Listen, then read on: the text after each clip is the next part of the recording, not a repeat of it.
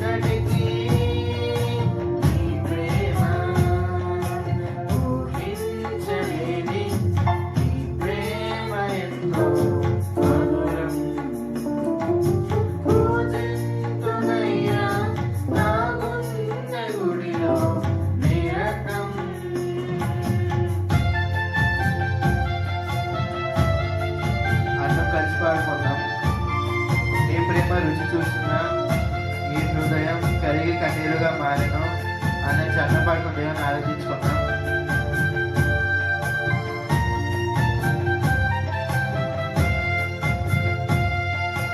నీ ప్రేమ రుచి చూచిన ఈ హృదయం కరిగి కన్నీరుగా మారుదా నా కన్నీటితోని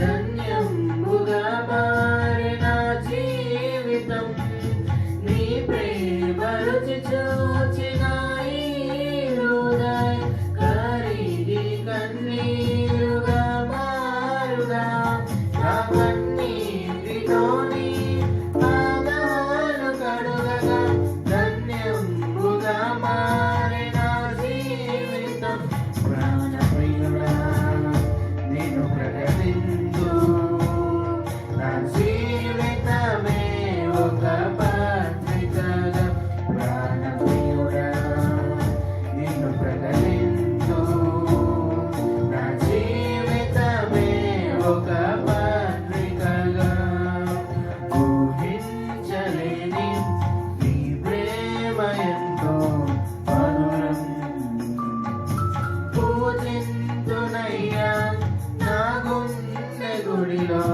నిరతం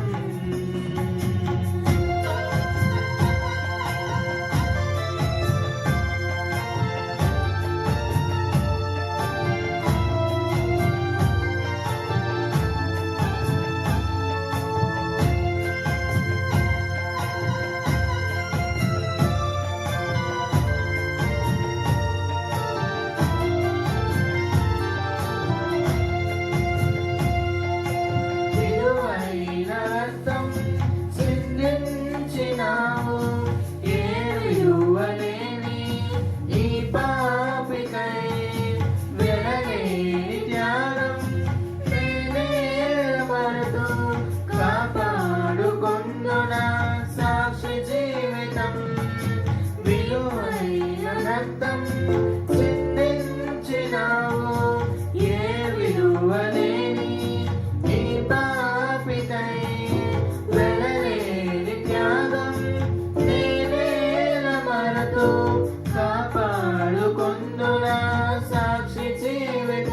యేసయ్యా నీ కృప చూపి నీ కౌగిలిలో నన్ను హత్తుకొంటివి యేసయ్యా నీ కృప చూపి నీ కౌగిలిలో నన్ను హత్తుకొంటివి ఊహించలేని నీ ప్రేమ ఎంతో మధురం పూజింతునయ్యా నా గుండె గుడిలో నిరతం ఊహించలేని నీ ప్రేమ ఎంతో మధురం పూజింతునయ్యా నా గుండె గుడిలో నిరతం చాలునయ్యా యేసయ్యా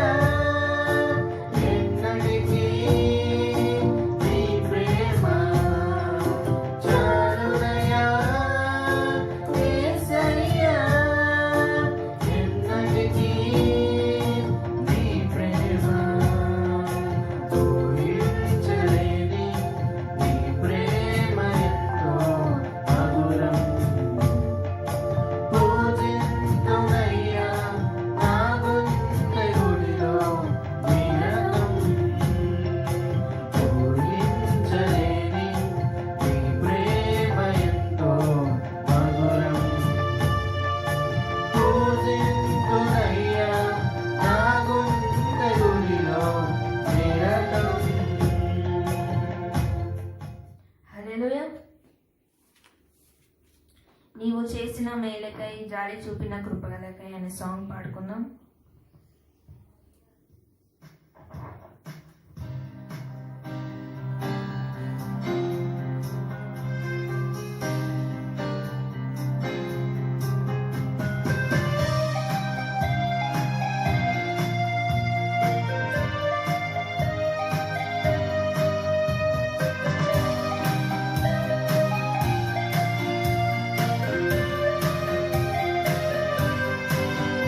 నీవు చేసిన మేలకై జాలి చూపిన కృపలకై ప్రాణమిచ్చిన నీ ప్రేమకై రక్షించిన నీ కరుణకై నీవు చేసిన మేలకై జాలి చూపిన కృపలకై ప్రాణమిచ్చిన నీ ప్రేమకై రక్షించిన నీ కరుణకై ఏమివ్వగలను నీకు యేసయ్యా నా యొద్ద ఏమున్నది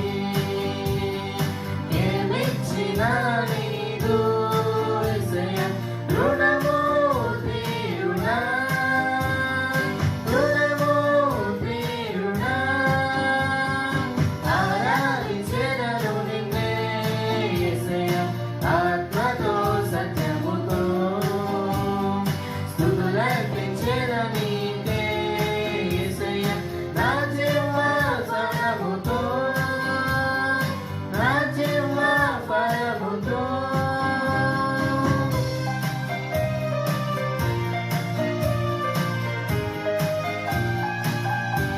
అందరం కలిసి పాడి ఉన్నాం. వెండి బంగారం అంతా నీవే కదా, శాలలోని పశువులు నీవే కదా అని చండ పాడుకుని దేవుని ఆరాధించుకుందాం.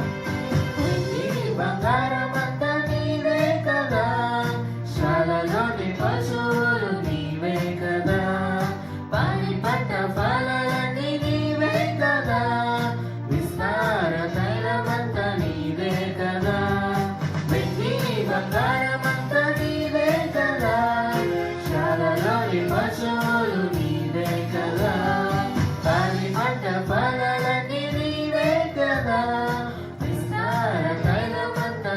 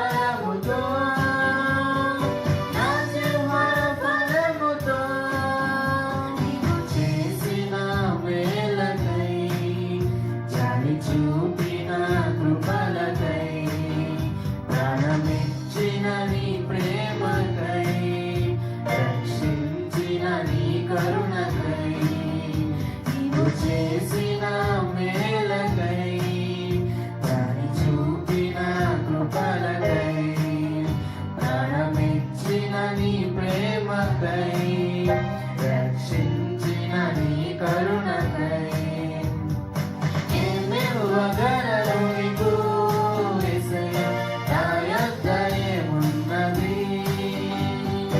ఏమిచ్చినా నీరు యేసయ్యా రుణము తీరునా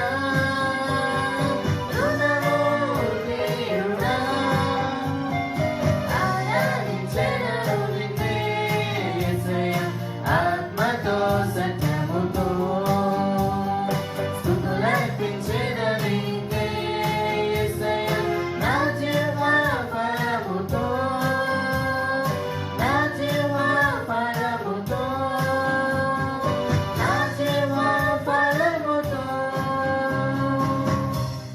హల్లెలూయా.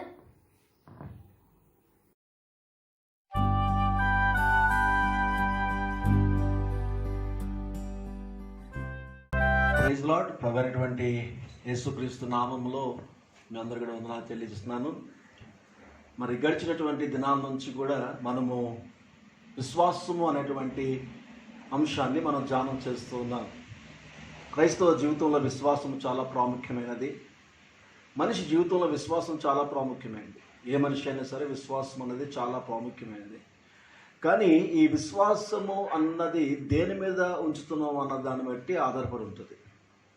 కొంతమంది లోకం మీద విశ్వాసంతో లోకంలో ఉన్న పరిస్థితుల మీద నమ్మకంతో వెళ్తూ ఉంటారు.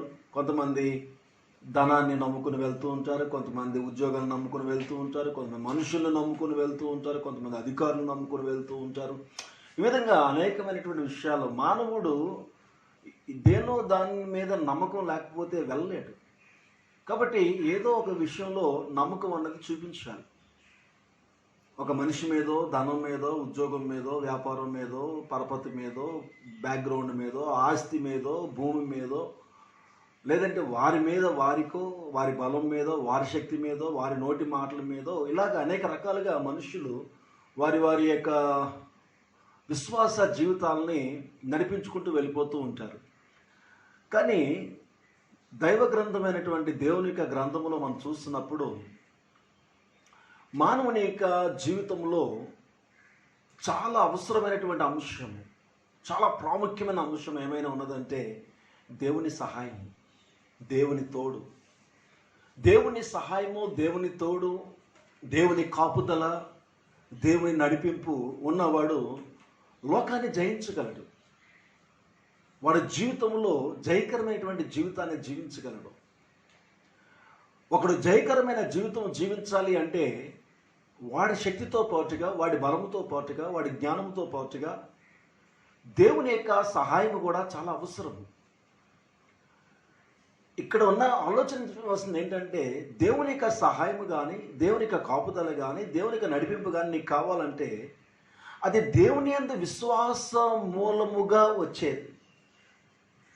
నువ్వు దేవుని యందు నమ్మకము, దేవుని యందు విశ్వాసం చూపించినప్పుడే నువ్వు దేవుని యొక్క సహాయమును పరిపూర్ణముగా నువ్వు అనుభవించగలవు. నువ్వు దేవుని యొక్క సహాయము పరిపూర్ణముగా నువ్వు అనుభవించాలి అంటే, దేవుని యొక్క నడిపింపులోనికి నువ్వు వెళ్ళాలి అంటే, దేవుని యొక్క తోడు నీకు కావాలనుకున్నట్లయితే త్రూ ఫెయిత్, విశ్వాసము ద్వారా మాత్రమే నువ్వు దేవుని యొక్క సహాయమును కానీ, దేవుని యొక్క నడిపింపును కానీ, దేవుని యొక్క కాపుదలు కానీ, దేవుని యొక్క తోడును కానీ ఏదైనా నువ్వు పొందుకోగలవు. కాబట్టి నీ విశ్వాసం ఇప్పుడు దేని మీద ఉన్నప్పటికీ కూడా, ఒకవేళ ఎప్పుడైనా నువ్వు దేవుని సహాయం కావాలనుకున్నట్లయితే ఒక విషయాన్ని పరిశీలించుకోవాలి. ఏమిటంటే, నేను దేవుని యందు విశ్వాసం ఉంచుతున్నానా లేదా? నువ్వు దేవుని యందు చూపించే నమ్మకాన్ని బట్టే దేవుని యొక్క నడిపింపు నీకు తెలుస్తుంది. నువ్వు దేవుని యందు చూపించే విశ్వాసాన్ని బట్టే దేవుని తోడు నిన్ను నడిపిస్తుంది. నువ్వు దేవుని యందు విశ్వాసమును బట్టే నువ్వు దేవునికి ఇష్టడుగా మారగలవు. దేవుని యందు విశ్వాసమును బట్టే లోకాన్ని జయించగలవు. నా ప్రియ దేవుని సంగమా, ఈ దేవుని యందు విశ్వాసం అన్నది నువ్వు చూపించడానికే ప్రభువైనటువంటి యేసుక్రీస్తు లోకంలోనికి వచ్చి ఉన్నాడు. ఇప్పుడు ప్రభు అయినటువంటి యేసు క్రీస్తునందు విశ్వాసము ద్వారా నువ్వు దేవుని సహాయాన్ని, దేవుని తోడును పొందుకోవడానికి ప్రభువు నీకు మార్గాన్ని చూపిస్తున్నాడు. అందుకనే ప్రభు అయినటువంటి యేసు క్రీస్తుని అంగీకరించినటువంటి క్రైస్తవుడు దేవుని యందు విశ్వాసముతో జీవించాలి. నువ్వు ప్రభు అయినటువంటి యేసు క్రీస్తుని ఎందుకు అంగీకరించావంటే దేవుడు అనేవాడు ఉన్నాడు, ఆయన నాకు తోడు కావాలి, ఆయనతో నేను ఉన్నప్పుడే లోకాన్ని జయించగలిగినటువంటి ఆ విశ్వాసమును నువ్వు కొనసాగించేవాడిగా ఉండాలి. నువ్వు నెమ్మదిగా దేని ఏదైతే విశ్వాసం చూపిస్తున్నావో దాని నుంచి నువ్వు డైవర్ట్ అవ్వాలి. నువ్వు దేవుని వైపుకి నీ జీవితాన్ని మార్చుకున్నట్లయితే నీ జీవితంలో దేవుని కార్యాలు నూతనపరచబడుతూ ఉంటాయి. నువ్వు దేవుని యందు విశ్వాసం ఉంచడం ద్వారా దేవుని కార్యాలు నీ జీవితంలో నూతనపరచబడుతూ నువ్వు గొప్ప కార్యాలు చూస్తావు, సమాధానకరమైన కార్యాలు చూస్తావు, అద్భుతమైనటువంటి కార్యాలు చూస్తావు. నువ్వు ఎక్కలేనంత ఎత్తైన ఎత్తుకి ఎక్కడానికి నీ విశ్వాసం ఒక ఆధారమై ఉన్నది. దేవుని సహాయంతో నువ్వు చేసే ఏ కార్యమైనా సరే దేవుని యందు విశ్వాసముతో కూడినదై ఉంటుంది. దేవుని యందు విశ్వాసం అనేది చాలా ప్రాముఖ్యమైన అంశం.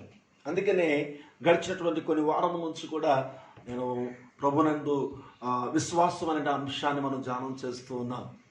మరి పోయిన వారం నుంచి అనగా లాస్ట్ వీక్ నుంచి మనం చూసినప్పుడు దేవుని యందు విశ్వాసం ఉంచేవాడు దేవుణ్ణి ఆశ్రయించేవాడిగా ఉంటాడు అని చెప్పుకున్నాం. దేవుని యందు విశ్వాసం ఉంచేవాడు దేవుణ్ణి ఆశ్రయించేవాడిగా ఉంటాడు. రిఫ్యూజ్ అన్నాడు ఇంగ్లీష్ బైబుల్లో. REFUGE రిఫ్యూజ్ వేరు. REFUGE అనేటువంటి రిఫ్యూజ్ అంటే శరణు కోరుట. ఆపద సమయంలో ఆదుకునేవాడు అన్నటువంటి అంశాన్ని మనం ధ్యానం చేస్తూ ఉన్నాం. బైబిల్లో మనం చూసినప్పుడు మనం దేవుణ్ణి ఆశ్రయించేవాడిగా ఉండాలి. దేవుని యందు విశ్వాసం ఉంచేవాడు దేవుణ్ణి ఆశ్రయిస్తాడు. ఇప్పుడు రోడ్డు మీద వెళ్ళిపోతున్నామండి, అకస్మాత్తుగా వర్షం వచ్చింది. మనకి విశ్వాసం ఎలాగుంటుందంటే చిన్న వర్షమే కదా, ఇంటికి వెళ్ళిపోవచ్చులే త్వరగా అని కొంచెం స్పీడ్గా వెళ్ళడం స్టార్ట్ చేస్తాం ఆ బైక్ మీద. కొంచెం వర్షం రేజ్ అవుతుంది, ఆటోమేటిక్గా ఏం చేస్తామంటే పక్కనే ఉన్న షెల్టర్, బస్ షెల్టర్స్ కానీ ఏదైనా మనం దాక్కోవడానికి దాగు స్థలం అనుకోవచ్చు. ఆ దాగు స్థలం వర్షమేక తాకిడి మనము తప్పించుకోవడానికి ఎక్కడైనా కొంతసేపు ఒక షెల్టర్ అన్నది మనం నెతుక్కున్నప్పుడు ఏం చేస్తామంటే సెర్చింగ్ చేస్తాం, చూస్తాం, చెట్టు కింద చూస్తాం, ఒక షెల్టర్ చూస్తాం, అక్కడ షెల్టర్ చూస్తాం, అక్కడ మన మైండ్లో త్వరగా ఏంటంటే కొంచెం బాగున్నటువంటి స్థలాన్ని ఎన్నుకొని దాని మీద విశ్వాసం ఉంచి ఏం చేస్తామంటే దేని అందైతే విశ్వాసం ఉంచామో అక్కడ ఒక బస్ షెల్టర్ ఉంటుంది, అక్కడ ఒక చెట్టు ఉంటుంది, అలాగే ఒక బిల్డింగ్ కూడా ఉంటుంది. ఈ మూడు కూడా ఆశ్రయించడానికి సరిపోయినదిగా ఉంటాయి. కానీ వెంటనే మనం ఏం చేస్తామంటే ఒక బిల్డింగ్ ఏదైతే ఉందో అది కంఫర్ట్గా ఉంటుంది అన్నటువంటి నమ్మకంతో విశ్వాసంతో ఏం చేస్తామంటే దాన్ని ఆశ్రయిస్తాం, దాన్ని శరణు కోరుతాం. విశ్వాసం ఏం చేస్తుందంటే ఆశ్రయించే స్థలానికి తీసుకెళ్తుంది. నువ్వు దేవుని యందు విశ్వాసం ఏం చేస్తుందంటే దేవుణ్ణి ఆశ్రయించేవాడిగా నేను మారుస్తుంది. కాబట్టి గడిచినటువంటి వారం నుంచి మనము దేవుని యందు విశ్వాసంలో మరొక అంశము దేవుణ్ణి ఆశ్రయించేవారిగా మనం ఉండాలి అని చెప్పుకున్నాం. దేవుణ్ణి ఆశ్రయించేవాడి యొక్క జీవితం మనం చూసినట్లయితే 33వ అధ్యాయము ద్వితీయోపదేశ కాండము 33వ అధ్యాయంలో మనం చూస్తే 27వ వచనంలో, ద్వితీయోపదేశ కాండం 33వ అధ్యాయము 27వ వచనంలో మనం చూసినప్పుడు శాశ్వతుడైన దేవుడు నీకు నివాస స్థలము, నిత్యముగా బాహువులు నీ క్రింద నుండును, ఆయన నీ ఎదుట నుండి శత్రువులను వెళ్ళగొట్టి నశింపచేయమనిను అంటాడు. నువ్వు దేవుణ్ణి ఆశ్రయించేవారిగా ఉన్నప్పుడు దేవుడట నీకు ఒక కంఫర్ట్నిచ్చి ఏ శత్రువు అయితే నిన్ను బాధ పెడుతున్నాడు ఆ శత్రువును నీ యొద్ద నుండి వెళ్ళగొట్టే స్థితిలోకి దేవుణ్ణి ఆశ్రయించే జీవితాన్ని కలిగిస్తుంది. నువ్వు దేవుణ్ణి ఆశ్రయించేవాడిగా నీ జీవితాన్ని మార్చుకుంటే, నువ్వు దేవుణ్ణి ఆశ్రయించేవాడిగా నీ బ్రతుకును మార్చుకుంటే, బైబిల్ చెప్తుంది నీ ఎనిమి అనగా నేను బాధ పెట్టేవాడు, నేను బాధ పెట్టే శ్రమ, నేను ఇబ్బంది పెట్టే శ్రమ,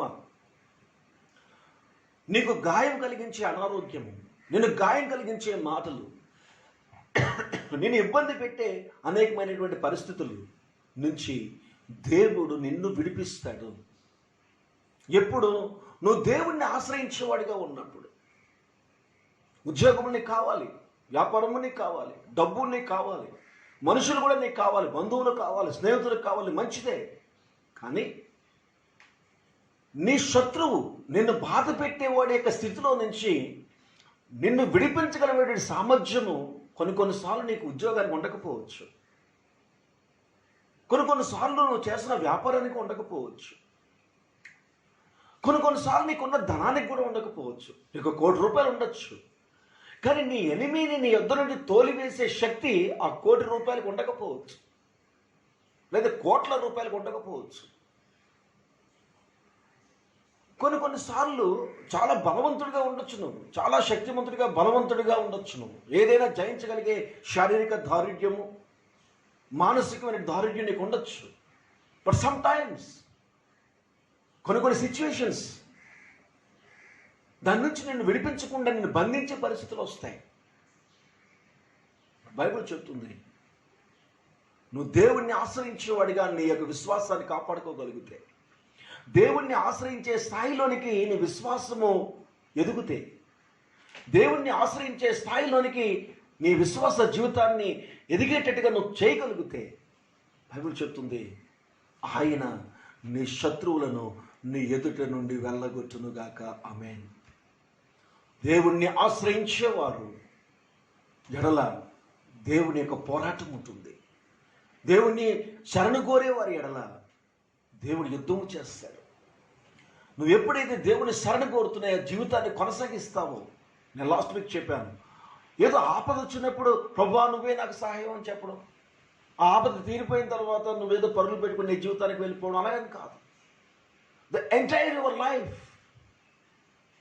నీ జీవిత కాలం అంతా కూడా దేవుణ్ణి ఆశ్రయించే జీవితాన్ని కలిగి ఉండాలని చెప్పుకున్నాం లాస్ట్ వీక్. అప్పుడే ఏ టైంలో శత్రువు అంటే ఏ టైంలో నీకు అటాక్ చేస్తాడో నీకు తెలియదు, ఏ టైంలో శత్రువు దాడి చేస్తాడో నీకు తెలియదు. చెప్పి చేయరండి. దేశం మీదకి కొన్నిసార్లు యుద్ధాలు వస్తాయి. మన భారతదేశం మీద కొన్నిసార్లు చైనా అని, పాకిస్తాన్ అని అకస్మాత్తుగా పాపం ఆ యొక్క సరిహద్దుల్లో ఉన్నటువంటి సైనికుల మీద దాడి చేసి ఎంతోమంది సైనికులు చంపేస్తున్నారు. పలానా టైంలో పలానా చోట పలానా స్థలం నుంచి వస్తారంటే ఖచ్చితంగా వాళ్ళు ఆ యొక్క కేర్ తీసుకుంటారు, ఖచ్చితంగా ఆ జాగ్రత్త తీసుకుంటారు. కానీ నా ప్రియ దేవుని సంగమా, శత్రువు అనేవాడు అకస్మాత్తుగా వచ్చేవాడు. శత్రువు అనేవాడు నీకు చెప్పి నీకు హాని చేస్తానని రావటం. బైబిల్ చెప్తుంది, అది ఏ సమయంలో వచ్చినా, ఏ స్థితిలో వచ్చినా, ఎటువంటి పరిస్థితుల్లో వచ్చినా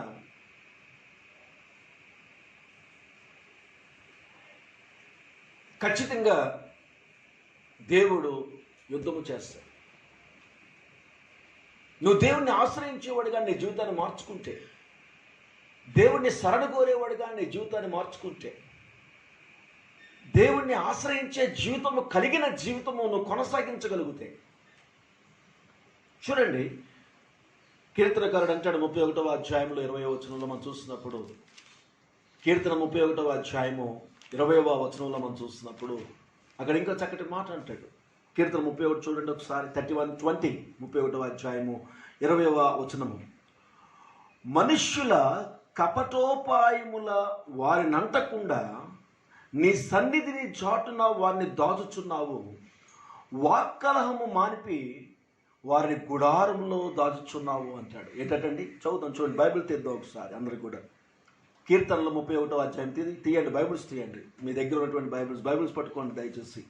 కీర్తన 31వ అధ్యాయము 20వ వచనం చూద్దాం. చూడండి ఒకసారి, చదవండి, అందరం కలిసి గట్టిగా చదువుదాం. మీ ఇంటి దగ్గర ఆ బైబిల్ గట్టిగా చదవడం ప్రయత్నం చేద్దాం. మనుష్యుల కపటోపాయములు వారిని అంటకుండా నీ సన్నిధి చాటున వారిని దాచుచున్నావు, వాక్కలహము మానిపి వారిని గుడారములో దాచుచున్నావు. నా ప్రియ దేవుని సంగమ, కపటోపాయములు అనగా రహస్య పన్నాగములు,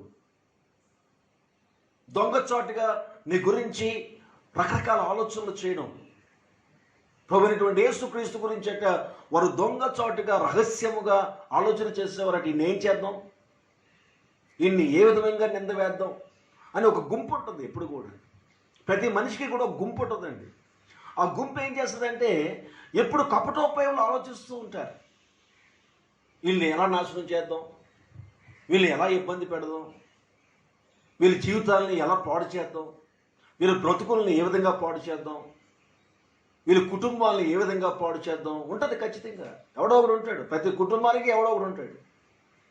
ఆడింట్లోనే ఉంటాడు. కొంతమంది అయితే ఆడింట్లోనే సొంత భర్తే ఉంటాడు కొన్నిసార్లు, సొంత భార్యే కొన్నిసార్లు. కపటోపాయములు, కపటమైనటువంటి ఉపాయములు అంటే నమ్మక ద్రోహం అంటారు కదా, ఆ టైప్. కపటం అంటే దగ్గరే ఉంటారు రహస్యముగా. చూడండి మార్కు సువార్త చూడండి ఒకసారి, 3వ అధ్యాయం 6వ వచనం చూద్దాం ఒకసారి, మీకు కొంచెం క్లారిటీ ఉంటుంది. మార్కు సువార్త 3వ అధ్యాయము 6వ వచనంలో మనం చూసినప్పుడు అక్కడ మనకు కనిపిస్తుంది. మార్కు సువార్త 3వ అధ్యాయం 6వ వచనము, పరిసయ్యులు వెలుపలికి పోయి వెంటనే హెరోదియలతో కలుసుకుని ఆయనను ఎలాగూ సంహరిద్దామా అని ఆయనకు విరోధముగా ఆలోచన చేసిరి. పరిసయ్యులు అనేవారు పొద్దున్న లేస్తే ప్రభుతోనే ఉంటున్నారు. మళ్ళీ పొద్దున్న లేస్తే ప్రభు వెనక తిరుగుతున్నారు, ఉదయం లేస్తే ప్రభుతో వెళ్తున్నారు. ప్రభు ఎక్కడ పరిచయం చేస్తే అక్కడ ఉంటున్నారు వీరు. కానీ వారితో ఉంటూనే విరోధముగా ఆలోచన చేస్తున్నారు. ఈ రోజున నా ప్రియ దేవుని సంగమా, నీ ఉద్యోగంలో కపటోపాయములు చేసే గుంపు ఉంటుంది. లేదంటే ఒక వ్యక్తి ఉంటాడు, ఎవడో ఒకడు కపటోపాయము నీకు విరోధముగా ఆలోచన చేస్తూ ఉంటాడు. నీ ఉద్యోగంలో ఎప్పుడు నీకు ప్రాబ్లం తీసుకొద్దామా, ఎప్పుడు నీకు ఇబ్బంది తీసుకొద్దామా, ఎప్పుడు నీకు కష్టాన్ని తీసుకొద్దామా, ఎప్పుడు నీకు వ్యతిరేకత తీసుకొద్దామా అని నీ గురించి ఎప్పుడు కూడా ఒక ప్లాన్ పెట్టుకుని అలా చూస్తూ ఉంటాడు, టైం కోసం చూస్తూ ఉంటాడు. అలాగే నీ బిజినెస్లో కూడా, అలాగే నీ కాలేజీలో నువ్వు చదువుకునేటప్పుడు నీ కాలేజీలో నీ మీద చెడ్డ ఆలోచించేవారు, టైం కోసం ఎదురు చూసేవారు ఉంటారు. నీ యవ్వన ప్రాయంలో కపటోపాయములు చేసేవారు ఉంటారు, నీకు అటాక్ చేయడానికి, నీ జీవితం పాడు చేయడానికి, నీ జీవితం నాశనం చేయడానికి. ఈరోజు నీ యవ్వన జీవితాల్లో మనం చూసినప్పుడు ప్రేమ అనేటువంటి ఒక కపటోపాయం కలిగినటువంటి వారు తెలియక చాలామంది నమ్మి మోసపోతున్నారు. నేను ఎంతో ప్రేమిస్తున్నాను అంటాడు, నేను ఎంతో ప్రేమిస్తున్నాను అంటది. నిజమేమో అనుకుంటారు, కొద్ది కాలాన్ని తెలుస్తుంది. వారు వాడుకొని ఇష్టం వచ్చినట్టుగా వారిని పాడు చేసి స్నేహితులతో తీసుకెళ్ళి అత్యాచారాలు చేసి చంపేసినటువంటి అనేకమైనటువంటి దృశ్యాలు మనకు కనపడుతున్నాయి లోకంలో. ఎంతోమంది అబ్బాయిలు సగం దూరం అయిపోయిన తర్వాత అయ్యో నేను అనవసరం తెలియకుండా ప్రేమించానండి, ఈ రోజున నా జీవితం నాశనం చేసుకున్నాను ఏడుస్తున్న వాళ్ళు ఎంతోమంది అబ్బాయిలు మనకు బయట కనిపిస్తున్నారు. కపటోపాయములు జీవితాలు నాశనం చేయడానికి, బ్రతుకులు నాశనం చేయడానికి, నీ కుటుంబాలు నాశనం చేయడానికి అనేక మంది కనిపెడుతూ ఉంటారు. నా ప్రియ దేవుని సంగమా, కొంతమంది అయితే వారి కుటుంబంలోనే ఉంటారు, వారి కుటుంబంలోనే విరోధముగా ఉంటారు. భార్య చాలాసార్లు ఆ భర్తకి విరోధముగా ఆలోచన చేస్తూ ఉంటుంది, దొంగతనం చేస్తూ ఉంటుంది, తనకు తెలియకుండా వేరే ఒకరితో అక్రమ సంబంధం పెట్టుకుంటూ ఉంటుంది. అనేక సార్లు ఆ భర్తకి విరోధముగా తన పనులను కొనసాగిస్తూ విరోధమైన ఆలోచన చేస్తూ ఉంటుంది. కొన్నిసార్లు ఆ భర్త ఆ భార్యకి విరోధమైనటువంటి ఆలోచనలు, కపటోపాయములు, ఏదో విధంగా తను నాశనం చేయాలి, తను ఇబ్బంది పెట్టాలి, తను కష్టపెట్టాలి, తను నాశనం చేయాలి. నా ప్రియ దేవుని సంగమా, ఎవరు నేను తప్పిస్తారు? ఇప్పుడు ఆ కపటోపాయములు నీకు తెలిసేటప్పటికే నీ జీవితం సగం దూరం నాశనం అయిపోతుంది. బట్ బైబిల్ చెప్తుంది, నువ్వు దేవుణ్ణి ఆశ్రయించేవాడిగా నీ జీవితాన్ని కానీ త్యాగం చేయగలిగితే, సమర్పించుకోగలిగితే, దేవుణ్ణి ఆశ్రయించే జీవితానికి నీ జీవితాన్ని మార్చుకోగలిగితే ప్రతి కపటోపాయం నుంచి కూడా ఆయన నిన్ను విడిపిస్తాడు. మనుషుల కపటోపాయముల నుంచి నిన్ను విడిపించగల సామర్థ్యం కలిగిన వాడు ఒక ప్రభు అయిన యేసుక్రీస్తు ఒక్కడే. ప్రభు అయినటువంటి యేసుక్రీస్తునందు విశ్వాసము కలిగి ఆయన్ని ఆశ్రయించేవాడిగా నువ్వు ఉన్నప్పుడు, ఆయన ఆశ్రయించేవాడిగా నీ జీవితాన్ని మార్చుకున్నప్పుడు ఈ లోకంలో ఉన్నటువంటి ప్రతి కపటోపాయము నుండి కూడా నీకు విడుదల. లేకపోతే కష్టం. కష్టము. మనుషుల యొక్క కపటోపాయం నుంచి నిన్ను విడిపించుట బహు కష్టము. నిన్ను రక్షించుకోలేవు, నీ ధనము రక్షించదు, నీ జ్ఞానము, నీ శక్తి, నీ బలము ఆ కపటోపాయం ముందు పని చేయదు. గొప్ప గొప్ప దేశ నాయకులే, గొప్ప గొప్ప వ్యాపారవేత్తలే, గొప్ప గొప్ప జ్ఞానవంతులే ఈ కపటోపాయముల చేత నశించిపోయారు. దగ్గరగా ఉంటూనే ఆ సెక్యూరిటీ గార్డుగా ఉండి, దగ్గరగా సెక్యూరిటీ గార్డుగా పనిచేస్తూనే ఆ యజమానిని చంపేసే వాళ్ళు ఎంతోమంది ఉన్నారు. నమ్మక ద్రోహం చేసేవారు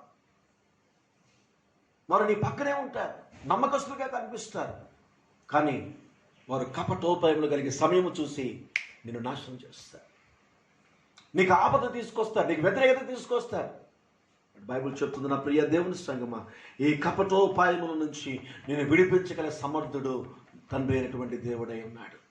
చూడండి, 2వ రాజుల గ్రంథంలో ఒక చక్కటి అనేకమైన విషయాలు నేను చెప్పడం లేదు, కానీ 2వ రాజుల గ్రంథంలో మనం చూసినప్పుడు ఎలీషా జీవితంలో మనం చూసినట్లయితే చక్కటి భాగం మనకు కనిపిస్తుంది. 2వ రాజుల గ్రంథంలో మనం చూసినప్పుడు 6వ అధ్యాయంలో 2 కింగ్స్ 6th చాప్టర్లో మనం చూసినప్పుడు 8వ వచనము చూడండి. 8వ వచనం నుంచి మనం చదువుతాను.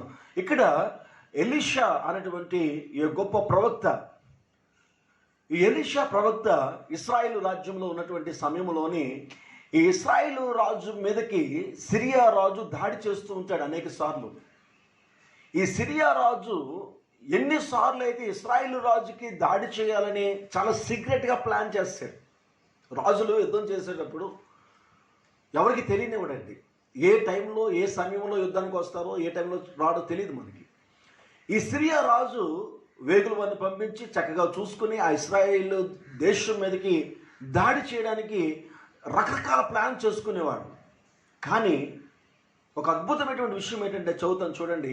2వ రాజులు 6వ అధ్యాయం 2వ రాజులు 6వ అధ్యాయము 8వ వచనము. సిరియా రాజు ఇశ్రాయేలుతో యుద్ధము చేయవాలని కోరి తన సేవకులతో ఆలోచన చేసి, ఫలాని స్థలమందు మన దండుపేట ఉంచుదామని చెప్పాను. అయితే ఆ దైవజనుడు ఇశ్రాయేలు రాజునకు వర్తమానం పంపి, ఫలాని స్థలమునకు నీవు పోవద్దు, అతడికి స్త్రీలను వచ్చి దిగి ఉన్నారని తెలియచేశాను గనుక ఇశ్రాయేలు రాజు దైవజనుడు తనకు తెలిపి హెచ్చరిక చేసిన స్థలమునకు పంపి సంగతి తెలుసుకుని తన వారిని రక్షించుకొనెను. ఇలాగూ మాటి మాటికి జరుగుతూ వచ్చినందున సిరియా రాజు కల్లోలపడి తమ సేవకులను పిలిచి, మనలో ఇశ్రాయేలు రాజు పక్షము వహించిన వారు ఎవరైనది మాకు తెలియచెప్పరాదా అని వారిని అడగగా, అతడి సేవకులలో ఒకడు, రాజువైన నా ఏలినవాడా, ఇశ్రాయేలు రాజు పక్షమున ఎవరునూ లేరు, కానీ ఇశ్రాయేల్లో ఉన్న ప్రవక్త ఎలీషా మీ అంతఃపురం ముందు మీరు అనుకున్న మాటలు ఇశ్రాయేల్ రాజులకు తెలియచేయునను. నా ప్రియ దేవుని సంగమా, ఈ ఎలీషా దేవుణ్ణి ఆశ్రయించిన వాడు, ఈ ఎలీషా దేవుని యందు విశ్వాసం ఉంచువాడు. ఈ ఎలీషాకి తను నివాసం చేసినటువంటి ప్రాంతం మీదకి శత్రువులు ఎన్ని కపటోపాయములైతే పన్నుతున్నారో అవన్నీ కూడా తెలుసుకునే జ్ఞానాన్ని ప్రభు తనకి ఇచ్చాడు. ఆ జ్ఞానముతో ఆ రాజుని ఎప్పటికప్పుడు సిద్ధపరుస్తూ ఉండేవాడు. సిరియా రాజు ఏ సమయంలో ఎక్కడైతే దాడి చేయడానికి తన దండుని ఏర్పాటు చేశాడో ఇశ్రాయేల్ రాజు చెప్పాడు, ఇశ్రాయేల్ రాజు ఇలా, ఇదిగో పల రాజు ఆ పడమడ వైపు ఆ దిగువన ఇప్పుడు సిరియా రాజు దండుతో వస్తాడు, నువ్వు కావాలని చూసుకో, జాగ్రత్త, కేర్ఫుల్ అని ముందుగా చెప్పేసేవాడు. ఈ రోజుకి తెలిసేది కాదు. నిజమా అని చెప్పి గబగబా వెళ్ళి తన సైనికులు నిజం చూడండి అంటే అక్కడ సిరియా రాజు దండు రెడీగా ఉండేది యుద్ధం చేయడానికి. వెంటనే ఇశ్రాయేల్ రాజు వెళ్ళి వాడికి అటాక్ చేసి పంపించేవారు. సిరియా రాజు పిచ్చెక్కిపోయేది, ఏంటిది, ఎలా జరుగుతుంది, మనలో ఎవరైనా ఉన్నారా, మనలో సీక్రెట్ ఎవరైనా బయట రిలీజ్ చేసే వాళ్ళు ఎవరైనా ఉన్నారా, గూఢచారి ఎవరైనా ఉన్నాడా మనలోని, ఎంక్వైరీ చేయండి అంటే వాళ్ళు ఎంక్వైరీ చేసుకున్నారు. తర్వాత వచ్చి చెప్పింది ఏంటంటే, అయ్యా మనలో ఎవ్వరు లేరు, కానీ ఇశ్రాయేల్ దేశంలోనే ఒక ప్రవక్త ఉన్నాడు ఎలీషా అని. ఆ ఎలీషా నమ్ముకున్న దేవుడు గొప్ప దేవుడు. ఆ దేవుని యొక్క ప్రవక్త అతను. ఆ ప్రవక్త ద్వారా ఇశ్రాయేల్ రాజుకి ఎప్పటికప్పుడు మనం ఎప్పుడు వెళ్తున్నాం ఏంటో అన్నది వారి దేవుడు తెలియజేస్తున్నాడు అన్నటువంటి విషయాన్ని తెలియజేస్తాడు. నా ప్రియ దేవుని సంగమా, కపటోపాయములు పన్నాగము పడినటువంటి వారు నీ పక్కనే ఉంటారు, నీ చుట్టుపక్కలే ఉంటారు. ఎంతమంది అండి బయట న్యూస్ చూస్తున్నాం, ఎంతమంది నాశనం అయిపోతున్నారు ఈ రోజున. సొంత మావయ్య, సొంత తండ్రి, సొంత అన్నయ్య, సొంత తమ్ముడు, వాడు ఎప్పటి నుంచో కపటోపాయము, విరోధమైనటువంటి కపటోపాయం అనగా విరోధమైనటువంటి నమ్మించి నాశనం చేసే ఆలోచనలు. నా ప్రియ దేవుని సంగమా, ఎవరు నేను తప్పిస్తారు? ఆ కపటోపయోగం నుంచి నేను విడిపించేవాడు ఎవడు? నోబడి, ఎవరు లేరు. నువ్వు కూడా రక్షించుకోలేవు. బట్ బైబిల్ చెప్తుంది, నువ్వు దేవుణ్ణి ఆశ్రయించేవాడిగా నీ జీవితాన్ని కానీ మార్చుకోగలిగితే ప్రతి కపటోపాయం నుంచి ఆయన నిన్ను విడిపిస్తాడు. ప్రతి కపటోపాయం నుంచి కూడా ఆయన విడిపించగల సామర్థ్యం కలిగిన వాడు. ప్రియ దేవుని సంగమా, శత్రువుల నుంచి ఆయన నిన్ను విడిపించగలిగిన సమర్థుడు. చూడండి 27వ అధ్యాయంలో కూడా చక్కటి మాట అంటాడు. కీర్తన 27వ అధ్యాయంలో 5-6 వచనాల్లో మనం చూసినట్లయితే, ఆపత్కాలమున 27వ అధ్యాయము కీర్తన 27 5వ వచనము 6వ వచనము, ఆపత్కాలమున ఆయన తన పర్ణశాలలో నన్ను దాచును, తన గుడారపు మాటున నన్ను దాచును, ఆశ్రయ దుర్గం మీద ఆయన నన్ను ఎక్కించును. ఇప్పుడు నన్ను చుట్టుకొని ఉన్న నా శత్రువుల కంటే ఎత్తుగా నా తల ఎత్తబడును. ఎంత గొప్ప మాట అండి, ఎంత గొప్ప మాట. దావీదు భక్తుడు మాట్లాడుతున్న మాట. ఇప్పుడు నన్ను చుట్టుకొని ఉన్న నా శత్రువుల కంటే ఎత్తుగా నా తల ఎత్తబడే స్థితిలోనికి నా దేవుడు నన్ను తీసుకుని వెళ్తాడు. ఎందుకో తెలుసా? నాకు ఆయన ఆశ్రయ దుర్గముగా ఉన్నాడు. ఆశ్రయ దుర్గముగా దేవుణ్ణి దావీదు ఏర్పాటు చేసుకున్నాడు. దేవుడు నేను నీకు ఆశ్రయం అని చెప్పడం లేదు, దావీదు అంటున్నాడు నా ఆశ్రయ దుర్గమా. ప్రియ దేవుని సంగమా, నీవు దేవుణ్ణి ఆశ్రయముగా ఏర్పాటు చేసుకోవాలి. ఆయన ఆశ్రయ దుర్గముగా నీ జీవితాన్ని సమర్పించుకోవాలి. నిరంతరము కూడా ఆయన రెక్కల క్రింద ఉండే జీవితాన్ని నువ్వు అనుభవించినప్పుడు, ఒకటి, శత్రువులను నీ తరపున పోరాడి జయింపచేస్తాడు. రెండవదిగా ఆ శత్రువుల కంటే కూడా నిన్ను ఒక ఎత్తైనటువంటి స్థలంలో నేను నిలబెడతాడు. ప్రతి కపటోపాయం నుంచి కూడా ఆయన నిన్ను విడిపిస్తాడు. ఎప్పుడో తెలుసా? ఎప్పుడో ఆపద వచ్చినప్పుడు, శ్రమ కలిగినప్పుడు నువ్వు దేవుని ఆశ్రయించేవాడిగా ఉండడం కాదు. కానీ నా ప్రియ దేవుని సంగమా, నీవు నిరంతరము కూడా నీ జీవితంలో దేవుణ్ణి ఆశ్రయించేవాడిగా ఉండాలి. అందుకు గాను మనం గడిచిన వారం చెప్పుకున్నాం, మనము 6 విషయాలు చెప్పుకుంటామని చెప్పాం. అందులో మొట్టమొదటిది ఈరోజు మనము ధ్యానం చేసుకుందాం. నా ప్రియ దేవుని సంగమా, యెహోషువ గ్రంథంలో మనం చూస్తున్నప్పుడు, పాత నిబంధన గ్రంథము యెహోషువ గ్రంథంలో చూస్తున్నప్పుడు, దానికంటే ముందుగా మనము ప్రభువైనటువంటి యేసు ఆ యొక్క మోషే కాలంలో మనం చూసినట్లయితే, నువ్వు ఎప్పుడైతే కానాను దేశానికి వెళ్తావో, కానాను దేశానికి వెళ్ళినప్పుడు నీవు అక్కడ 6 ఆశ్రయపురాలని ఏర్పాటు చేయాలని దేవుడు ఆ యొక్క మోషేతో చెప్తాడు. కానీ ఆ సమయంలో మోషే జీవితకాలం అయిపోయిన తర్వాత యెహోషువ వస్తాడు. ఇప్పుడు యెహోషువకి దేవుడు తెలియజేస్తున్నాడు. చూడండి 20వ అధ్యాయము, యెహోషువ గ్రంథం 20వ అధ్యాయం చదువుతాం, జాగ్రత్తగా గమనిద్దాం. 20వ అధ్యాయం 1వ వచనం చూద్దాం. నువ్వు ఇశ్రాయేలుతో ఇట్లను, తెలియక ఏ పొరపాటున ఒకరిని చంపిన నరహంతకుడు వస్తారో, ఏ టైంలో రాడో తెలియదు మనకి. ఈ సిరియా రాజు వేగుల వారిని పంపించి చక్కగా చూసుకుని ఆ ఇశ్రాయేలు దేశం మీదకి దాడి చేయడానికి రకరకాల ప్లాన్ చేసుకునేవాడు. కానీ ఒక అద్భుతమైనటువంటి విషయం ఏంటంటే, చదువుతాను చూడండి. 2వ రాజులు 6వ అధ్యాయము 8వ వచనము. సిరియా రాజు ఇశ్రాయేలుతో యుద్ధము చేయవాలని కోరి తన సేవకులతో ఆలోచన చేసి, ఫలాని స్థలమందు మన దండుపేట ఉంచుదామని చెప్పాను. అయితే ఆ దైవజనుడు ఇశ్రాయేలు రాజునకు వర్తమానం పంపి, ఫలాని స్థలమునకు నీవు పోవద్దు, అతడికి స్త్రీలను వచ్చి దిగి ఉన్నారని తెలియచేశాను గనుక ఇశ్రాయేలు రాజు దైవజనుడు తనకు తెలిపి హెచ్చరిక చేసిన స్థలమునకు పంపి సంగతి తెలుసుకుని తన వారిని రక్షించుకొనెను. ఇలాగూ మాటి మాటికి జరుగుతూ వచ్చినందున సిరియా రాజు కల్లోలపడి తమ సేవకులను పిలిచి, మనలో ఇశ్రాయేలు రాజు పక్షము వహించిన వారు ఎవరైనది మాకు తెలియచెప్పరాదా అని వారిని అడగగా, అతడి సేవకులలో ఒకడు, రాజువైన నా ఏలినవాడా, ఇశ్రాయేలు రాజు పక్షమున ఎవరునూ లేరు కానీ ఇశ్రాయేల్లో ఉన్న ప్రవక్త ఎలీషా మీ అంతఃపురం ముందు మీరు అనుకున్న మాటలు ఇశ్రాయేలు రాజులకు తెలియచేయునను. నా ప్రియ దేవుని సంగమా, ఈ ఎలీషా దేవుణ్ణి ఆశ్రయించిన వాడు. ఈ ఎలీషా దేవుని యందు విశ్వాసం ఉంచువాడు. ఈ ఎలీషాకి తను నివాసం చేసినటువంటి ప్రాంతం మీదకి శత్రువులు ఎన్ని కపటోపాయములు అయితే పన్నుతున్నారో అవన్నీ కూడా తెలుసుకునే జ్ఞానాన్ని ప్రభు తనకి ఇచ్చాడు. ఆ జ్ఞానముతో ఆ రాజుని ఎప్పటికప్పుడు సిద్ధపరుస్తూ ఉండేవాడు. సిరియా రాజు ఏ సమయంలో ఎక్కడైతే దాడి చేయడానికి తన దండుని ఏర్పాటు చేశాడో ఇశ్రాయేలు రాజు చెప్పాడు, ఇశ్రాయేలు రాజు ఇలా ఇదిగో పల రాజు ఆ పడమడ వైపు ఆ దిగువన ఇప్పుడు సిరియా రాజు దండుతో వస్తాడు, నువ్వు కావాలని చూసుకో, జాగ్రత్త, కేర్ఫుల్ అని ముందుగా చెప్పేసేవాడు. ఈ రోజుకి తెలిసేది కాదు. నిజమా అని చెప్పి గబగబ వెళ్ళి తన సైనికులు నిజం చూడండి అంటే అక్కడ సిరియా రాజు దండు రెడీగా ఉండేది యుద్ధం చేయడానికి. వెంటనే ఇశ్రాయేల్ రాజు వెళ్ళి వాడికి అటాక్ చేసి పంపించేవారు. సిరియా రాజు పిచ్చెక్కిపోయేది, ఏంటిది ఎలా జరుగుతుంది, మనలో ఎవరైనా ఉన్నారా, మనలో సీక్రెట్ ఎవరైనా బయట రిలీజ్ చేసేవాళ్ళు ఎవరైనా ఉన్నారా, గూఢచారి ఎవరైనా ఉన్నాడా మనలోని, ఎంక్వైరీ చేయండి అంటే వాళ్ళు ఎంక్వైరీ చేసుకున్నారు. తర్వాత వచ్చి చెప్పింది ఏంటంటే, అయ్యా మనలో ఎవరు లేరు, కానీ ఇశ్రాయేలు దేశంలోనే ఒక ప్రవక్త ఉన్నాడు ఎలీషా అని. ఆ ఎలీషా నమ్ముకున్న దేవుడు గొప్ప దేవుడు. ఆ దేవుని యొక్క ప్రవక్త అతను. ఆ ప్రవక్త ద్వారా ఇశ్రాయేల్ రాజుకి ఎప్పటికప్పుడు మనం ఎప్పుడు వెళ్తున్నాం ఏంటో అన్నది వారి దేవుడు తెలియజేస్తున్నాడు అన్నటువంటి విషయాన్ని తెలియజేస్తాడు.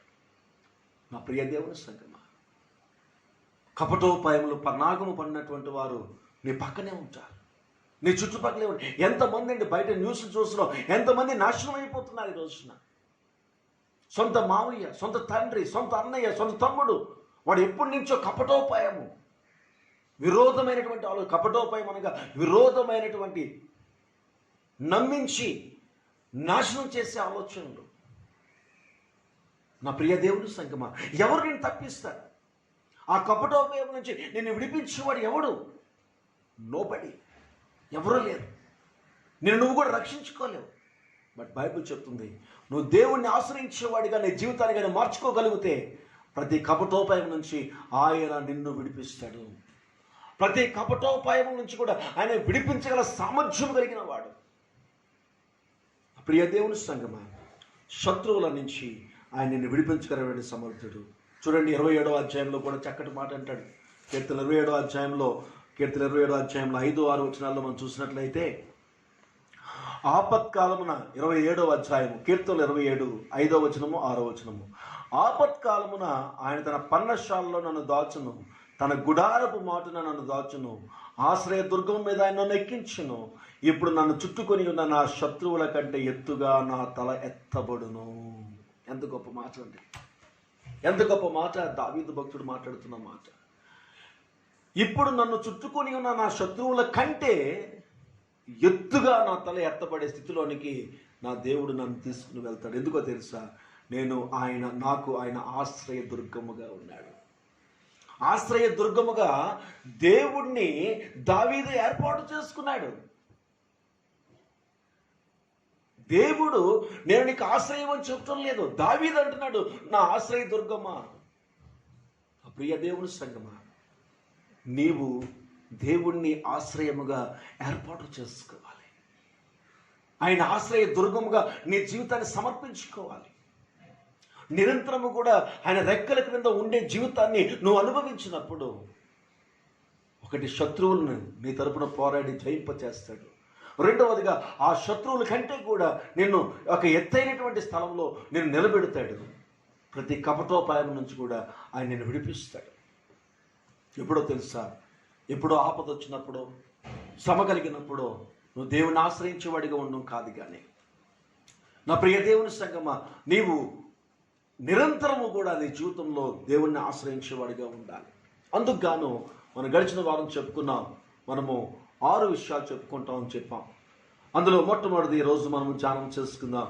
నా ప్రియ దేవుని సంగమా, యెహోషువ గ్రంథంలో మనం చూస్తున్నప్పుడు, పాత నిబంధన గ్రంథము యెహోషువ గ్రంథంలో చూస్తున్నప్పుడు, దానికంటే ముందుగా మనము ప్రభువైనటువంటి యేసు ఆ యొక్క మోషే కాలంలో మనం చూసినట్లయితే, నువ్వు ఎప్పుడైతే కానాను దేశానికి వెళ్తావో, కానాను దేశానికి వెళ్ళినప్పుడు నీవు అక్కడ 6 ఆశ్రయపురాలని ఏర్పాటు చేయాలని దేవుడు ఆ యొక్క మోషేతో చెప్తాడు.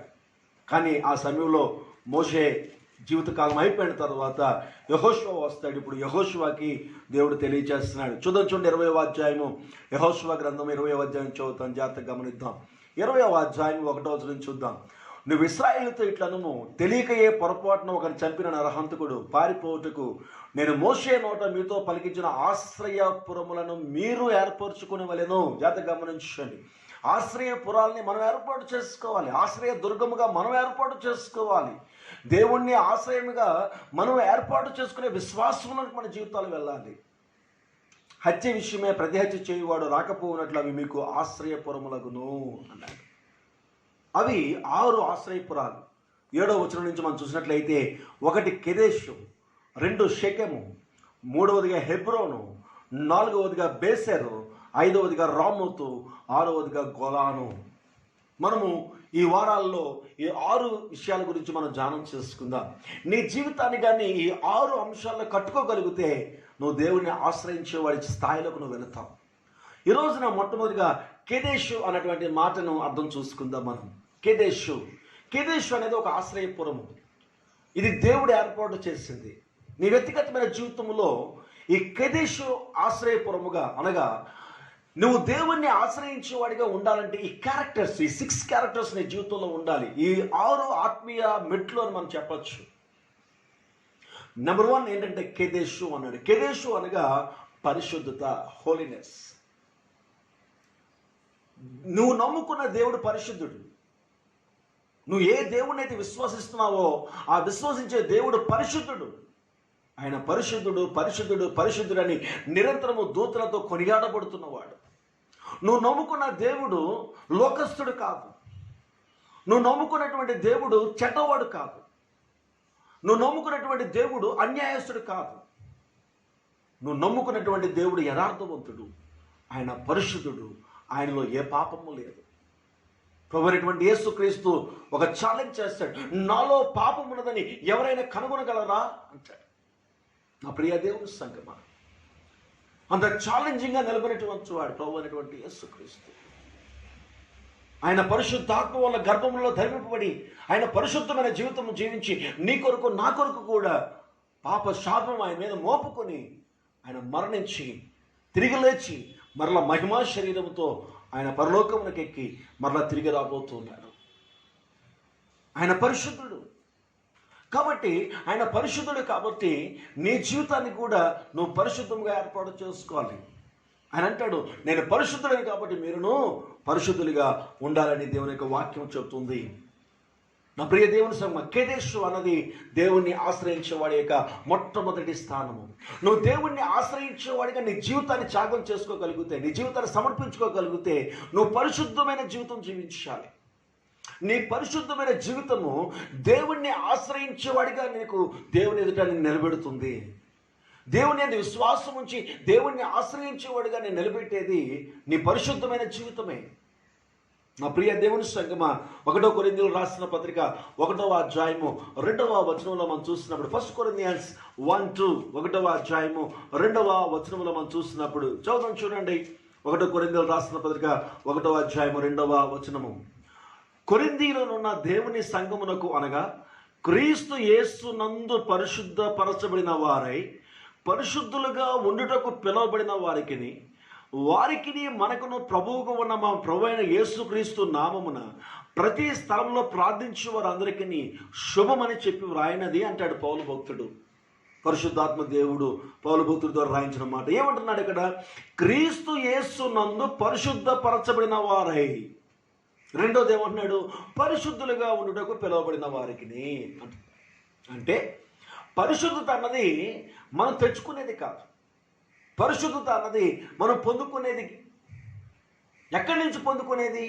ప్రభువైనటువంటి యేసుక్రీస్తు ద్వారా పొందుకునేది. నెంబర్ 1 ఫస్ట్ పాయింట్, ఈ కెదేషు అనగా పరిశుద్ధమైనటువంటి జీవితాన్ని జీవించాలంటే మొదటిగా నువ్వు నమ్ముకున్న దేవుడు పరిశుద్ధుడు అని నువ్వు అంగీకరించాలి.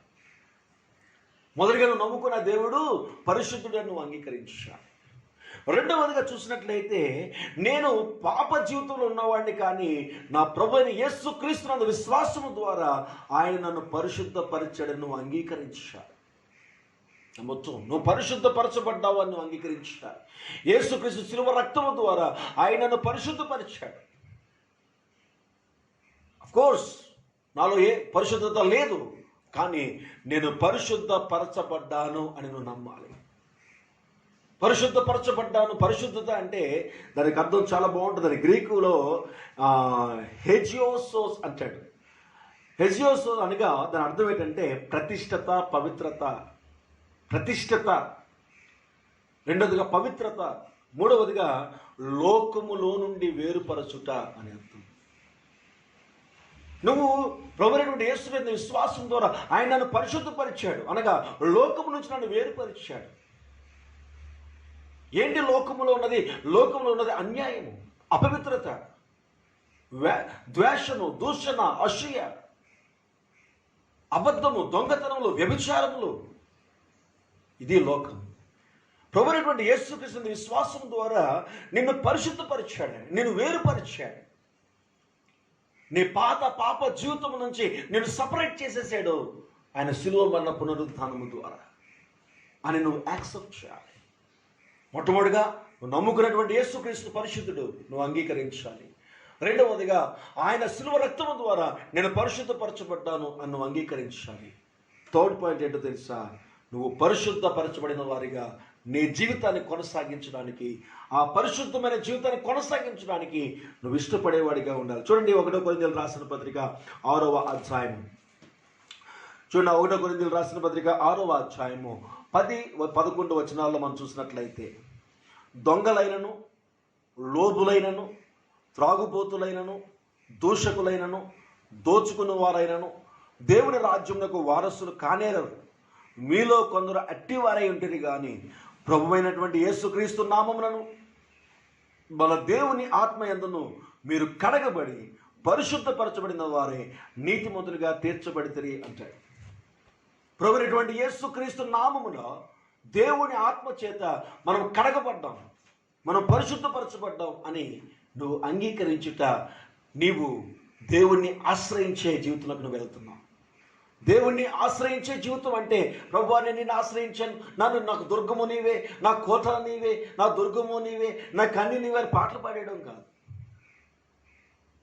లేదంటే ఏదో కష్టం వచ్చినప్పుడు బోర్ను ఏడ్చేసి ఉపవాసాలు ఉండిపోయి గట్టిగా కేకలు పెట్టేసి, అయ్యో నువ్వే నాకు ఆశ్రయము, నువ్వే నాకు దుర్గము, నాకు వేరే దిక్కు లేదు ప్రభువా, నువ్వే సహాయం చేయ ప్రభువా అని ఏడ్చుకుంటూ గోల చేయడం కాదు. అది సెల్ఫిష్, అది స్వార్థపూరితమైన ప్రార్థన. అది నీకు అవసరం వచ్చినప్పుడు వెళ్తున్నావు నువ్వు. అది నీ శత్రువుల నుంచి విడుదల చేయదు, అది నీ కపటోపాయం నుంచి విడుదల చేయదు, అది నీకు ఆయన దుర్గముగా ఉండడం కాదు. నువ్వు దేవుణ్ణి ఆశ్రయంగా తీసుకోవడం అంటే అది జీవితకాలము ప్రాసెస్ అని చెప్పుకున్నా. కాబట్టి నీ ఎంటైర్ యువర్ లైఫ్ ప్రతిష్ఠించుకోవాలి దేవునికి. ప్రభువా ఈ రోజు నుంచి నేను ప్రతిష్ఠించుకుంటున్నా, ఎందుకంటే ఆయన నిన్ను ఇంతకుముందు నువ్వు దొంగ, ఇంతకుముందు నువ్వు వ్యభిచారివి, నువ్వు ప్రభువుని యేసుక్రీస్తును అంగీకరించకమునుపు నువ్వు దొంగగా ఉండొచ్చు, నువ్వు వ్యభిచారిగా ఉండొచ్చు, నువ్వు అబద్ధాలు చెప్పేవాడిగా ఉండొచ్చు, నువ్వు దోచుకునేవాడిగా ఉండొచ్చు, దోషకుడిగా ఉండొచ్చు. కానీ నువ్వు ఆఫ్టర్ క్రైస్ట్, నువ్వు యేసుక్రీస్తును అంగీకరించిన తర్వాత ఆయన నిన్ను పరిశుద్ధపరిచాడు, ఆ అపవిత్రమైన జీవితం నుంచి నిన్ను విడిపించాడు, ఆ చీకటి నుంచి నిన్ను విడిపించాడు అని నువ్వు మనస్ఫూర్తిగా అంగీకరించాలి. అంగీకరించి ఏం చేయాలంటే నీ జీవితాన్ని ఆ పరిశుద్ధమైన జీవితానికి నువ్వు సమర్పించుకోవాలి. చూడండి 6వ అధ్యాయము 12వ వచనంలో చక్కటి మాట అంటాడు. 6వ అధ్యాయంలోనే రోమిలు రాసిన పత్రిక చూద్దాం. రోమిలు రాసిన పత్రిక 6వ అధ్యాయము, రోమిలు రాసిన పత్రిక 6వ అధ్యాయము 12వ వచనం చూద్దాం. చూడండి ఒకసారి. Romans 6:12. కాబట్టి శరీర దురాశలకు లోబడినట్లుగా చావునకు లోనైన మీ శరీరమందు పాపమును ఏలనీయకుడి, మరియు మీ అవయవములను దుర్నీతి సాధనములుగా పాపమునకు అప్పగింపకుడి. అయితే మృతులలో నుండి సజీవులు అనుకుని మిమ్మల్ని మీరే దేవునికి అప్పగించుకునుడి. చూడండి 19వ వచనం చదువుతాను. చూడండి 19th verse. రోమిలు రాసిన పత్రిక 6వ అధ్యాయం 19వ వచనము. మీ శరీర బలహీనతను బట్టి మనుష్య రీతిగా మాట్లాడుచున్నాను, ఏమనగా అక్రమము చేయుటకై అపవిత్రతకును అక్రమమునకును మీ అవయవములను దాసులుగా ఎలాగో అప్పగించుతారో అలాగే పరిశుద్ధత కలుగుటకై ఇప్పుడు మీ అవయవములను నీతికి దాసులుగా అప్పగించుడి. నువ్వు దేవునికి సమర్పించుకో. ప్రభువా ఇంతవరకు నేను పాప జీవితంలో జీవించాను, ఇక్కడి నుంచి నేను పరిశుద్ధమైన జీవితం జీవిస్తాను ప్రభువా, పరిశుద్ధమైన ఆలోచనలు ఆలోచిస్తాను ప్రభువా. నీకు ఇష్టమైనటువంటి జీవితం, పరిశుద్ధమైన జీవితం అంటే దేవునికి ఇష్టమైన జీవితము. దేవునికి ఇష్టమైనటువంటి జీవితము జీవించడానికి నువ్వు సమర్పించుకోవాలి. ఎందుకో తెలుసా, మన జీవితాలు ఎప్పుడైతే ఆ విధముగా సమర్పించుకున్నప్పుడే నువ్వు దేవుణ్ణి ఆశ్రయించేవాడిగా నువ్వు కనిపిస్తావు. పౌలు భక్తుడు అంటాడు, చూడండి ఫిలిప్పీయులకు రాసిన పత్రిక పౌలు చక్కటి మాట అంటాడు. ఫిలిప్పీయులకు రాసిన పత్రికలో మనం చూసినప్పుడు ఆ పౌలు భక్తుడు చెప్పినటువంటి మాటను మనం చూసినట్లయితే 3వ అధ్యాయము 7వ వచనం చదువుతాం చూడండి. ఫిలిప్పీయులకు రాసిన పత్రిక 3వ అధ్యాయము, బైబిల్స్ తీసి చదువుకుందాం. ఫిలిప్పీయులకు రాసిన పత్రిక 3వ అధ్యాయము 7వ వచనం నుంచి చూడండి ఏమంటున్నాడు. అయినను ఏవేవి నాకు లాభకరములై ఉండెనో వాటిని క్రీస్తు నిమిత్తము నష్టముగా ఎంచుకుంటుని, నిశ్చయముగా నా ప్రభువైన యేసు క్రీస్తును గురించిన ప్రతి శ్రేష్టమైన జ్ఞానము నిమిత్తమే సమస్తమును నష్టముగా ఎంచుకొనుచున్నాను. క్రీస్తును సంపాదించుకుని ధర్మశాస్త్రం మూలమైన నా నీతిని కాక, క్రీస్తునందరి విశ్వాసం వలన నీతి అనగా విశ్వాసం బట్టి దేవుడు అనుగ్రహించి నీతి కలవాడిని ఆయన అగుబడు నిమిత్తమును ఏ విధము చేతనైనను మృతులలో నుండి నాకు పునరుద్ధానం కలగవలనని ఆయన మరణ విషయంలోను సమానానుభవం కలవాడనాయి. ఆయనను ఆయన పునరుద్ధాన బలమును ఎరుగు నిమిత్తము ఆయన శ్రమలలో పాలిపోగొట్టేటితో ఎరుగు నిమిత్తమును సమస్తమును నష్టపరుచుకొని వాటిని పెంటతో సమానముగా ఎంచుకొనిచున్నాను. తర్వాత చక్కగా చెప్తాడు, ఇదివరకే నేను గెలిచితినే నేను, ఇదివరకే సంపూర్ణ సిద్ధి పొందితినే నేను అనుకుంటలేదు, కానీ నేను దేవుని నిమిత్తము క్రీస్తు యేసు చేత పట్టబడుతున్నా, దేని నిమిత్తము క్రీస్తు యేసు చేత పట్టబడుతున్నో దానిని పట్టుకొని వలని పరిగెత్తుచున్నాను. సహోదరులారా, నేను ఇదివరకే పట్టుకొని ఉన్నానని తలంచుకున్నాను, అయితే ఒకటి చేయుచున్నాను, వెనుక ఉన్నవి మరిచి ముందున్న వాటి కొరకే వేగిరపడుచు క్రీస్తు యేసునందు దేవుని ఉన్నతమైన పిలుపునకు గల బహుమానం పొందవాలని గురి యొద్దకే పరిగెత్తుచున్నాను అంటాడు. ఇది క్రైస్తవ పరిశుద్ధత జీవితము. నా ప్రభువు కొరకు, నా దేవునికి ఏదైతే ఇష్టమై ఉన్నాయో ఆ ఇష్టమైనటువంటి వారి కొరకు నా ఇష్టమైనవి నేను నష్టముగా ఎంచుకుంటాను. కొన్నిసార్లు నాకు ఇష్టమైనవి దేవునికి ఇష్టమైనవిగా ఉండొచ్చు, దేవునికి ఇష్టమైనవి నాకు చాలా నష్టాన్ని కలిగించేదిగా ఉండొచ్చు. కానీ నా ప్రియమైన దేవుని సంగమా, అది ఎంత నష్టమైనా సరే నా దేవుని ఇష్టం కొరకు నా ఇష్టాలన్నింటినీ కూడా త్యాగం చేస్తాను అంటున్నాడు. నా ప్రియ దేవుని సంగమా, ఆలోచన చేసుకుందాం. నువ్వు ప్రతిష్ఠించుకున్నావా దేవునికి? నువ్వు దేవునికి సమర్పించుకున్నావా? నువ్వు దేవునికి ప్రతిష్ఠించుకోవడం అంటే లోకం నుంచి వేరుపరుచుకున్నావా? నువ్వు ఇంకా లోకాన్ని చూసి ఆశిస్తూ, లోకాన్ని చూసి ఆ యొక్క ఆరాటపడుతూ, లోకాశల్లో ఉంటూ నువ్వు ఇంకా ప్రభువా అంటే నువ్వు ఇంకా దేవుణ్ణి ఆశ్రయించేవాడిగా లేవేమో. దేవుణ్ణి ఆశ్రయించేవాడి యొక్క మొదటి లక్షణము పరిశుద్ధమైన జీవితానికి తను ప్రతిష్ఠించుకుంటాడు. లోకం ఏమైపోయినా, లోకము ఏ స్థితికి వెళ్ళిపోయినా, ఎవరు ఏ స్థితికి వెళ్ళిపోయినా నేను నా ఇంటి వారు యెహోవాను సేవించేదమని యెహోషువ ఏ విధంగా అయితే చెప్పాడు. యెహోషువ దినానంటాడు, మీరు ఏ దేవతను పూజిస్తారో పూజించండి, మీరు ఎటువైపు వెళ్ళిపోతారో వెళ్ళిపోండి, కానీ నేను నా ఇంటి వారు మాత్రము యెహోవాను సేవించదము. నా ప్రియ దేవుని సంగమా, వాళ్ళెవరో తప్పు చేయలేదా? వీళ్ళెవరో తప్పు చేయలేదా? ఆ పాస్టర్ గారు అయ్యుండి ఆయన మందు తాగట్లేదా? ఈయన విశ్వాస అయ్యండి ఈయన ఇష్టంగా ఉండట్లేదా? నేనుంటే తప్ప? నో. ఒకరి గురించి నీకు అనవసరం.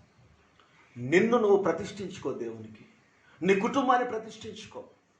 అప్పుడు నీవు నీ కుటుంబము దేవుణ్ణి ఆశ్రయించేదిగా ఉంటుంది.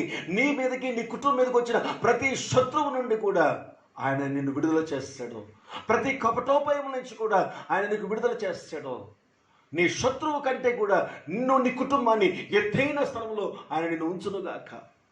నా ప్రియ దేవుని సంగమా, ఆ కమిట్మెంట్ నీకు వచ్చిన రోజున నా దేవుని కొరకు నేను పరిశుద్ధమైన జీవితాన్ని జీవిస్తాను, నా ప్రభు కొరకు నేను పరిశుద్ధమైన జీవితం జీవిస్తాను, నేను నమ్ముకున్న దేవుడు పరిశుద్ధుడు కాబట్టి నేను కూడా పరిశుద్ధంగానే జీవిస్తాను అని ఏ రోజైతే కమిట్మెంట్ తీసుకుంటావో, ఏ రోజైతే నువ్వు పట్టుదల కలిగి నీ జీవితాన్ని సమర్పించుకుంటావో, నువ్వు దేవుణ్ణి ఆశ్రయించేవాడిగా ఉన్నావు, దేవుణ్ణి ఆశ్రయించేదిగా ఉన్నావు. ఏ కీడు కూడా నీ మీదకి రాకుండా ప్రభువు నీకు సహాయం చేస్తాడు. నా ప్రియ దేవుని సంగమా, గడిచిన వారంలో చెప్పుకున్నావు, నువ్వు దేవుణ్ణి ఆశ్రయించేవాడిగా నువ్వు ఉన్నప్పుడు అనేకమైనటువంటి గొప్ప కార్యాలు, దేవుణ్ణి ఆశ్రయించేవారిగా ఉన్నప్పుడు ఆయన నీకు ఎంతో సహాయం చేస్తాడని మనం గడిచినటువంటి వారాలు మనం చెప్పుకున్నాం. నా ప్రియమైనటువంటి దేవుని సంగమా, ఆపత్కాలం ముందు ఆయన నేను బ్రతికిస్తాడు, నీకు నెమ్మదినిస్తాడు, నువ్వు వర్ధిల్లుతూ ఉంటావు. అంతేకాదు నువ్వు గొప్ప జయాన్ని పొందుకుంటావు. ఈరోజు మనం చెప్పుకున్నాం, దేవుణ్ణి ఆశ్రయించేవాడి యొక్క జీవితం ఎలాగుంటుందంటే శత్రువు నుంచి నేను విడిపిస్తాడు, శత్రువు కంటే నీ తల పైకెత్తుతాడు. అంతేకాదు ప్రతి కపటోపాయము నుండి కూడా నిన్ను విడిపిస్తాడు. నువ్వు దేవుణ్ణి ఆశ్రయించేవాడిగా నీ జీవితాన్ని సమర్పించుకుంటే. ఎలా సమర్పించుకోవాలి? దేవుణ్ణి ఆశ్రయించేవాడిగా నువ్వు ఉండాలి, కనిపించాలి నువ్వు అనుకున్నట్లయితే, దేవా నీవే నా ఆశ్రయం, నా దుర్గమని చెప్పడం కాదు, నువ్వు పరిశుద్ధమైన జీవితానికి నువ్వు సమర్పించుకోవాలి. పరిశుద్ధమైన జీవితానికి నువ్వు ప్రతిష్ఠించుకోవాలి. అయ్యా ఈ రోజు నుంచి నేను ఇది తప్పు అని చెప్పినప్పుడు, ఇది దేవునికి వ్యతిరేకమైన నేను తెలుసుకున్నప్పుడు ఖచ్చితంగా నేను దాన్ని వదిలేస్తాను ప్రభువా. నా దేవా నీకు ఇష్టమైన జీవితం నేను జీవిస్తాను, నీకు ప్రీతికరమైనది ఏదో నేను కనిపెడతాను, నీకు ఏది ఇష్టమో ఆ విధంగా నా జీవిస్తాను ప్రభువా. నీకు ఇష్టమైన జీవితం కొరకు నా జీవితాన్ని నేను సమర్పించుకుంటాను ప్రభువా నీ కొరకు అని ఏ రోజైతే నువ్వు నిర్ణయించుకుంటావో, నువ్వు ఎక్కలేనంత ఎత్తైన ఎత్తుకి ఆయన నెక్కిస్తాడు. నువ్వు చూడలేనంత ఉన్నతమైన వర్ధిల్లత ఆయన నెక్కిస్తాడు. నీ ప్రతి అవసరాన్ని తీరుస్తాడు, నీ ప్రతి వ్యతిరేకత నుంచి నేను విడిపిస్తాడు, నీ తల పైకెత్తుకొని తిరిగే జీవితాన్ని ప్రభువు నెక్కిస్తాడు. రాత్రి నమ్మితే నాతో కలిసి నువ్వు ప్రార్థన చేసుకో. ఒకవేళ ఇంతవరకు ఆ పరిశుద్ధమైన జీవితానికి, దేవునికి ఎదుట పరిశుద్ధమైన జీవితం జీవించడానికి నువ్వు ఇంకా ప్రతిష్ఠించుకోలేదేమో, నువ్వు సమర్పించుకోలేదేమో. ఏదో వెళ్తున్నావు వస్తున్నావు, నాకు విశ్వాసం ఉంది, నమ్మకం, దేవుడు చాలా మంచివాడు అనుకుంటున్నావేమో. ఒకవేళ రాత్రి నిజంగా నీకు ఇంతవరకు నువ్వు ప్రతిష్ఠించుకోకపోతే ఈ రాత్రి నాతో కలిసి ప్రార్థన చేయి.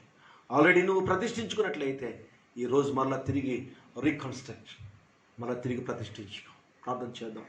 పరిశుద్ధానికి స్తోత్రాలు చెల్లించుకుంటున్నాను తండ్రి. రాత్రి ప్రభు ఈ వాక్యాన్ని విన్నటువంటి బిడ్డలు దీవించండి.